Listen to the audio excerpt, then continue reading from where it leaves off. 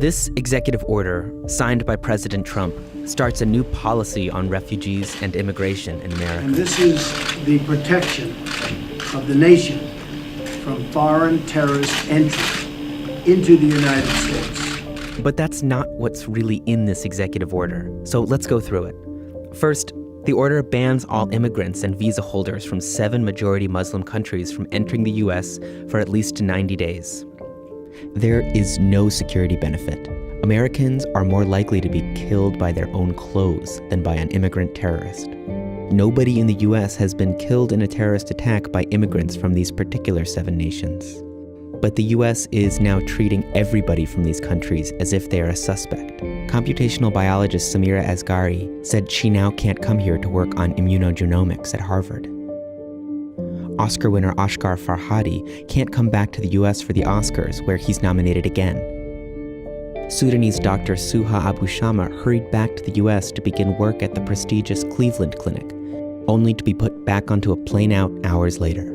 But in addition to these travel bans, the executive order also begins a fundamental shift in American refugee policy. The order halts nearly all refugee admissions for 120 days and admissions of Syrian refugees indefinitely.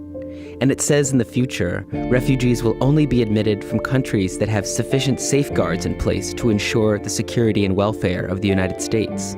This is the opposite of how the U.S. has defined refugees in the past.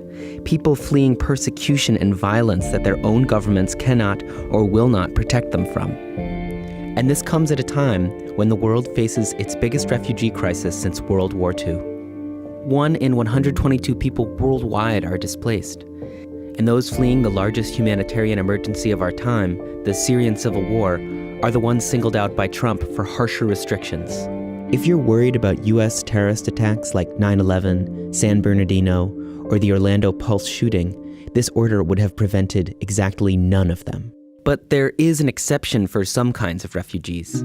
As it relates to persecuted Christians, do you see them as kind of a priority here? Yes. You do? Yes, they've been horribly treated. The U.S. will allow members of religious minorities in the individual's country of nationality during the 120-day ban and prioritize them thereafter. Do you know, if you were a Christian in Syria, it was impossible, at least very tough to get into the United States. If you were a Muslim, you could come in.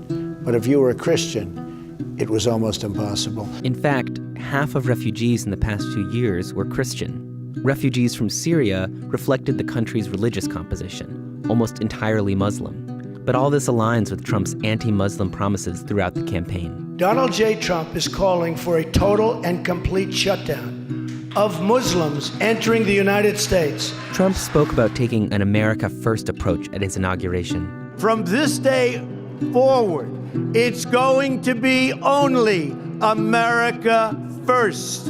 America first. This executive order shows how much that vision aligns with the original America First movement. That movement sought American isolationism too. They were against American intervention in World War II. That attitude resulted in the infamous decision in June 1939 to turn away the St. Louis.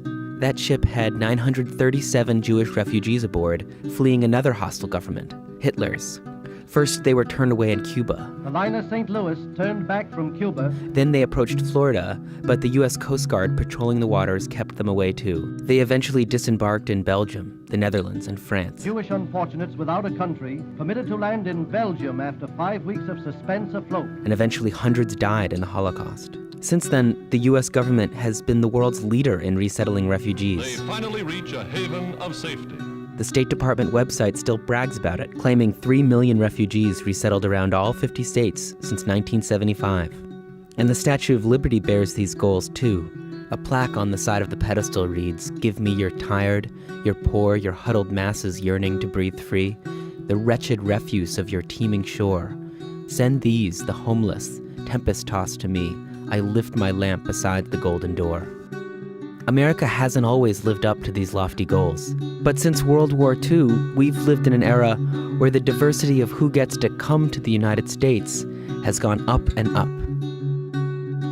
A federal judge stayed deportation of those stuck in airports amidst the confusion, and the Trump administration has already started scaling back. As far as green card holders moving forward, it doesn't affect them. But the Trump administration is trying to end the era when America didn't care what religion you are, regardless of where you come from.